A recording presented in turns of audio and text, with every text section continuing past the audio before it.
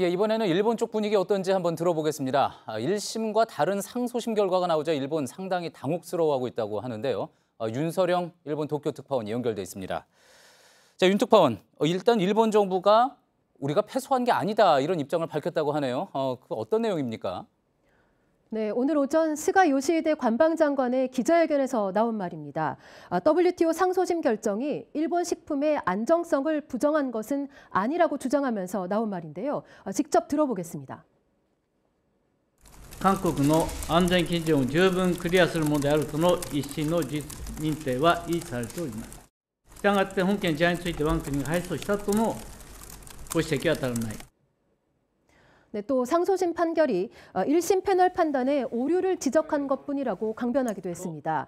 WTO 판정의 의미를 축소하는 데 급급한 모습이었습니다.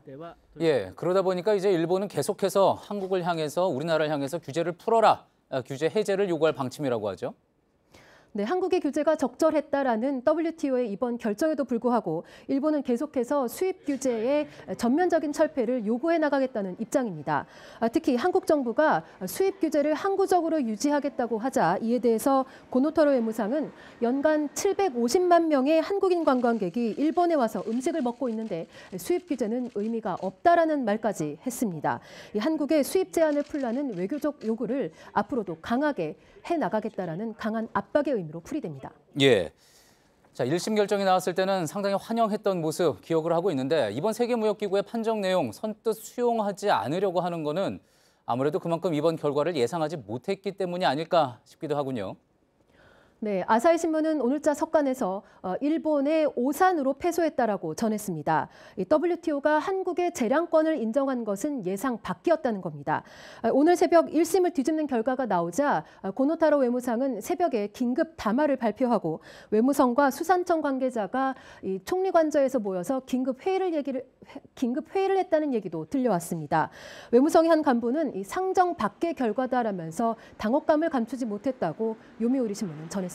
예, 그렇게 긴급 회의를 할 정도로 당혹스러워했다는 거는 이게 비단 한국을 향한 문제만이 아니라 전 세계를 향한 어떤 수입 재개하려고 그랬던 전략에 차질이 생겼기 때문이다. 이런 분석도 나오고 있는 것 같군요. 그렇습니다. 일본은 규제가 가장 강한 한국과 싸워서 이기게 되면 이를 지렛대로 다른 나라의 수입 재개를 압박하는 수단으로 쓰겠다는 전략이었습니다. 2011년 후쿠시마 원전 사고 이후에 일본산 농수산물을 수입을 규제하고 있는 곳은 23곳입니다. 하지만 이번에 WTO 패소 판정으로 인해서 이 같은 전략은 차질을 빚게 됐습니다.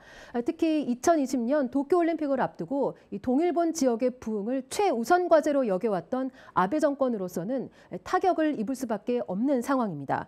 일본 정부는 앞으로도 이 WTO의 개혁이 필요하다는 부분도 주장해 나갈 것으로 보여집니다.